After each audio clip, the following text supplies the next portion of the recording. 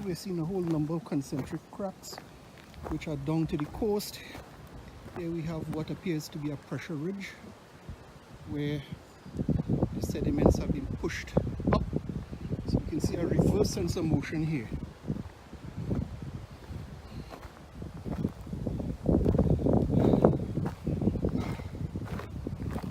So the classic is littered with clasts of mudstone, sandstone,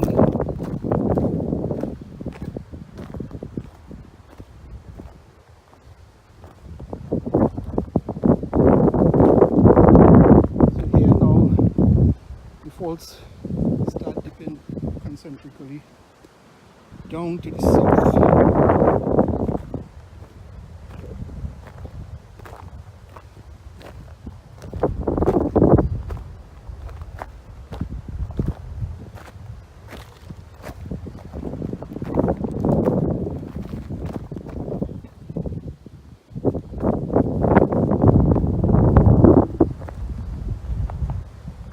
Notice that the classic is a little bit class of sandstone and material that appears to be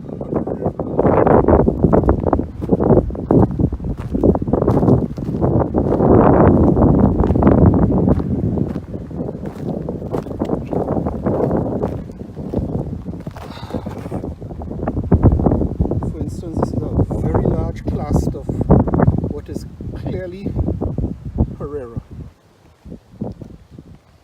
So obviously the source of this mud is significantly so fast from 4 inch to something that small.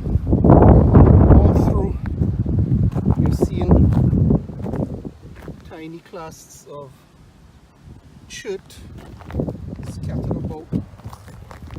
Again, fairly large classes of sand, Herrera type material, small cherts.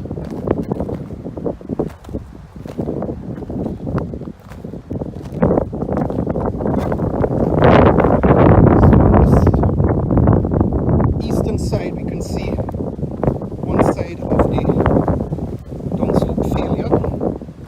So here we see a big longitudinal parallel to that failure, and again we are seeing material collapsing down to the south.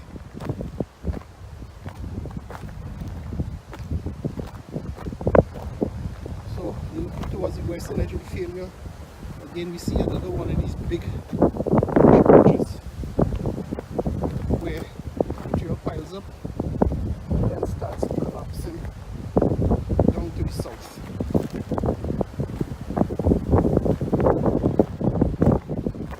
So what we're seeing here are some fairly clean, fine-grained sands exposed here on the surface.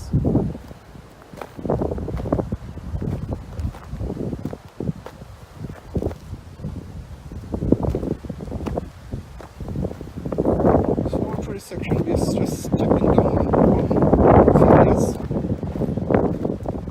Again, we're moving towards the eastern end of the failure.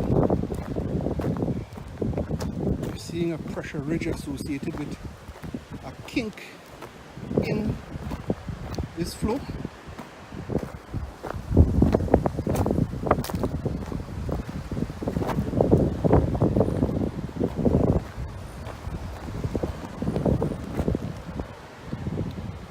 Here we see one of these very large cherts. So we're looking towards another one of these big pressure ridges. We're probably stepping down like about 30 feet at this point. Have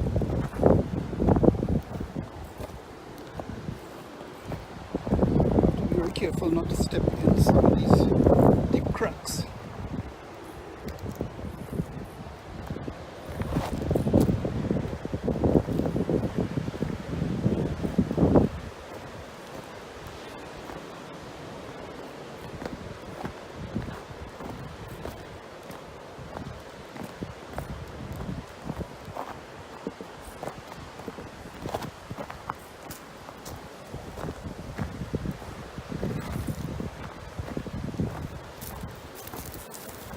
Big failure parallel to the edge of main failure.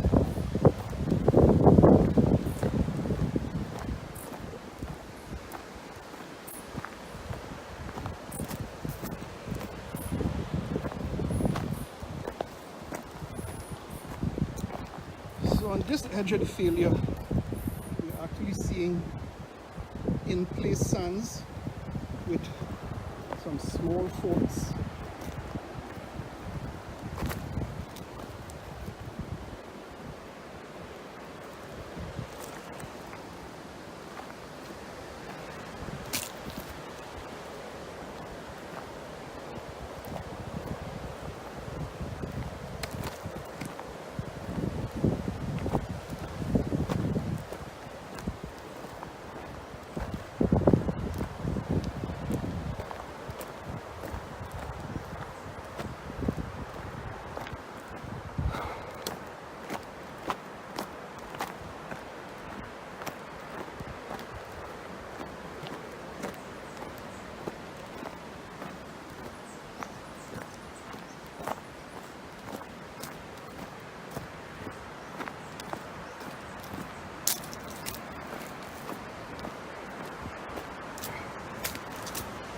So we're now approaching the top of the failure here on the coast.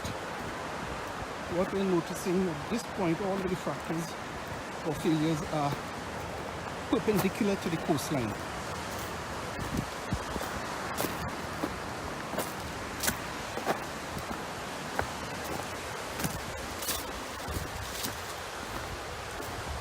So this is the shoreline, and what we see is a